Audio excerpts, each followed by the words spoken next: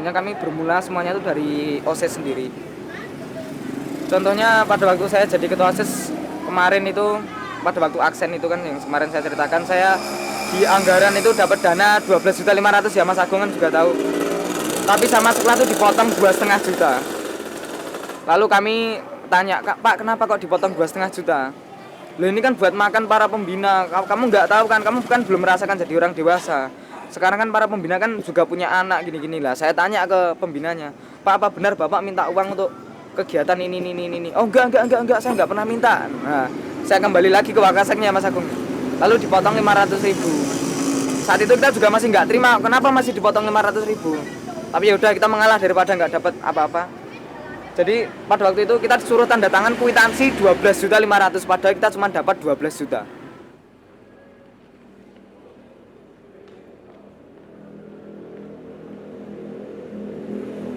Yang bikin saya akumulasi sangat geram dengan sekolah itu saat pembacaan APBS ya, 2006-2007.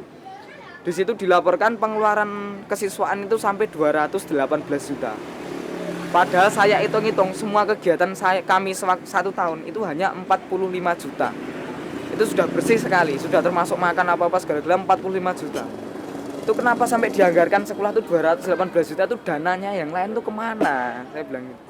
Kalau itu sebenarnya kan laporan keuangan atau APBS yang kita sebagai jadi dasar untuk bukti itu kan setiap tahun kan ada rapat komite dan orang tua. Nah itu setiap tahun itu sekolah melaporkan itu. Ya sudah, kita dari itu aja dikumpulkan terus dicocokkan dengan kenyataannya. Ya, sebenarnya itu laporan bukan laporan rahasia, itu umum, semua orang tua siswa dapat itu. Jadi itu setiap tahun itu kan ada selebaran tebel gitu. Itu isinya tentang visi misi sama rencana-rencana untuk pengembangan sekolah. Nah, itu juga ada rencana untuk biaya itu berapa, itu kan ada setiap tahun. Jadi yang dibacakan di depan ketua OSIS itu berbeda dengan yang dibacakan di laporan ternyata. Nah, padahal kita kan percaya, pokoknya percaya wong kuwi guru, ora mungkin kan korupsi, namanya aja guru yang mendidik kita. Di depan kelas itu bijaksana sekali beliau. Tapi setelah kita tahu jadi OSIS, ternyata mereka tuh tidak sebaik di depan kelas ternyata. Ya udah. Jadi itu kita tuh nggak ada takutnya sedikit pun. Sekarang tuh kita tetap menghormati beliau di depan kelas sebagai guru, kita tetap menghormati. Tapi di luar kelas, kalau kita membahas masalah koridor tentang keuangan, tentang kebijakan, kita nggak pernah kompromi. Kita tetap tegas pada pendirian kita. Kita nggak pernah mau diajak kompromi kalau masalah itu.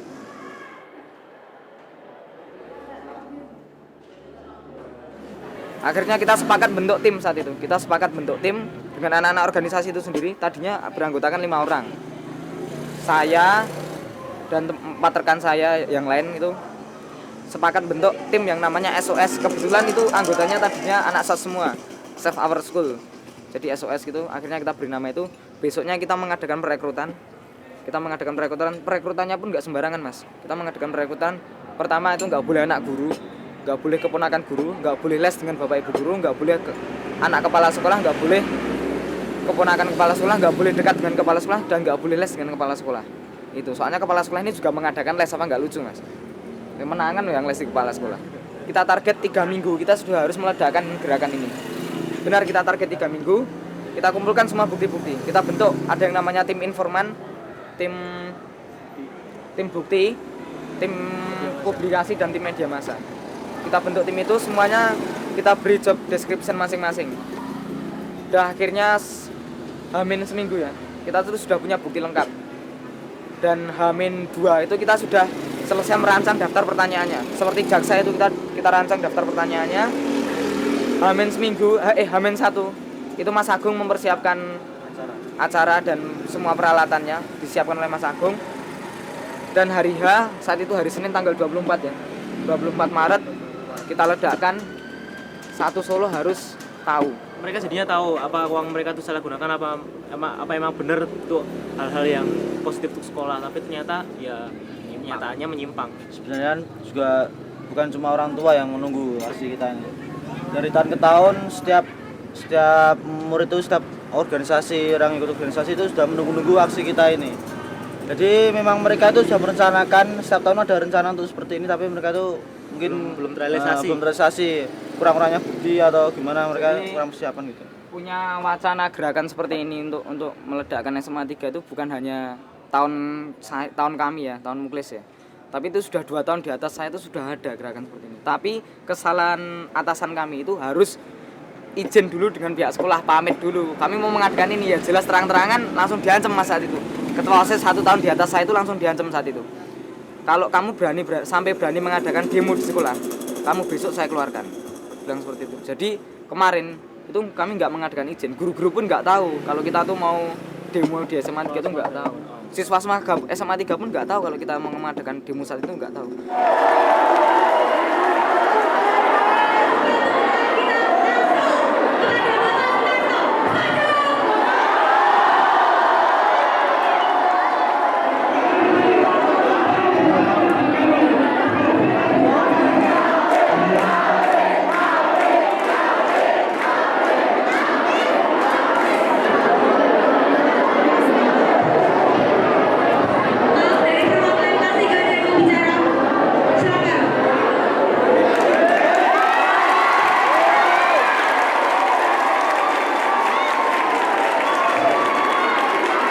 Lihatlah kenyataannya, faktanya itu seperti ini, gitu loh. Jadi supaya mereka tuh tahu biar nggak hanya anak-anak organisasi yang memikirkan ini. Jadi mereka tuh biar tahu semua ini loh keadaannya SMA 3. Biar orang Solo tuh tahu anak-anak di SMA 3 tuh nggak main-main. Kita tuh butuh bantuan, tolonglah Pak. Makanya kita ledakkan ke media massa, kita ledakkan ke Solo. Persiapan dan pembelian alat atau bahan car gedung lantai 2 tahun pertama 30.818.000. Terus terang aja, yang beli itu yang duduk dan merasa bisa ikuti.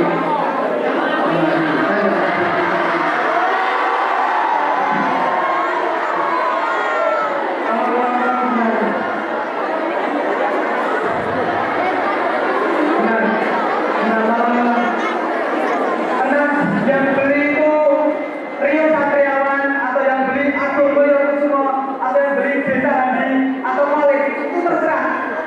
Tapi di sini kan ditandatangani oleh Dr. Andes Hartadi selaku Wakasek.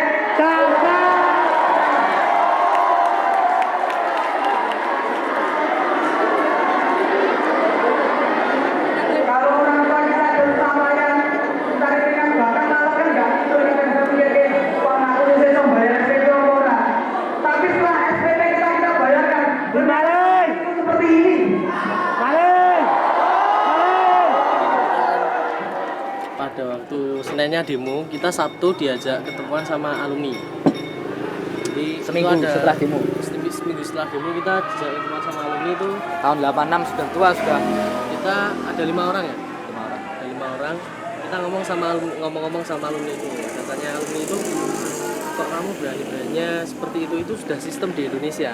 Kamu tuh Katanya, jangan main-main. Kamu jangan main-main, itu sudah sistem di Indonesia. Kalau kamu mau merubah percuma karena itu sudah sistem di Indonesia, katanya seperti itu. Sudah budaya. Terus kami juga bilang, oh makanya Indonesia sekarang tuh bisa bobrok seperti ini ya Pak ya, karena Sistem. orang-orangnya Indonesia 20 tahun ke atas di atas saya ini orangnya seperti anda-anda ini, makanya Indonesia seperti ini sekarang. Nah terus Rio-nya bilang, ya mungkinlah Pak, Bapak bisa bilang, Rio yang bilang saat itu, mungkinlah Bapak bisa bilang itu sudah sistem.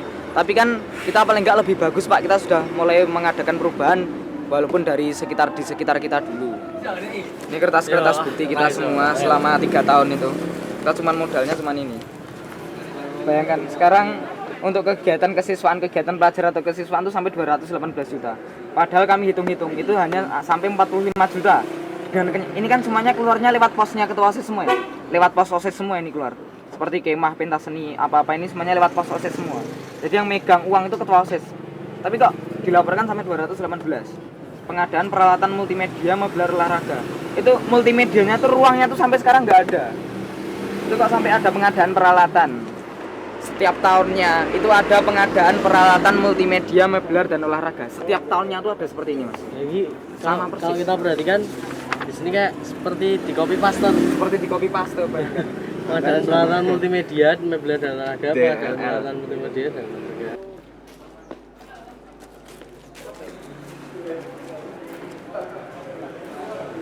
Membangun 0 sampai 67% aja. 67% itu menghabiskan dana sekian.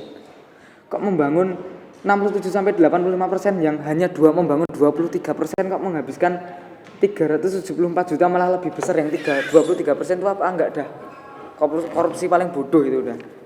Jadi kan ada selisih 143 juta. Jadi yang di sini yang kita pertanyakan itu pertama itu selisih sekian dulu.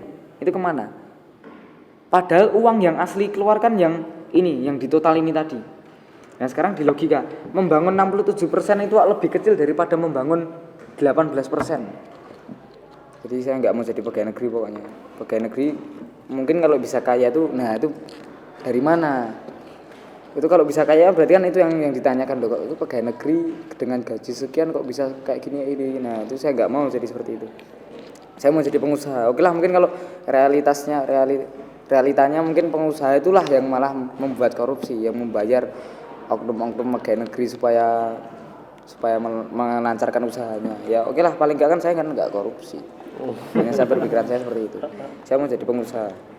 Ya kan sekarang banyak, jadi mudahnya itu jadi demonstran, jadi kritikus, jadi orang yang kritis, jadi orang yang idealis, tapi setelah mereka itu menjadi orang yang di jabatan strategis, mereka ternyata juga seperti itu kan, sama aja.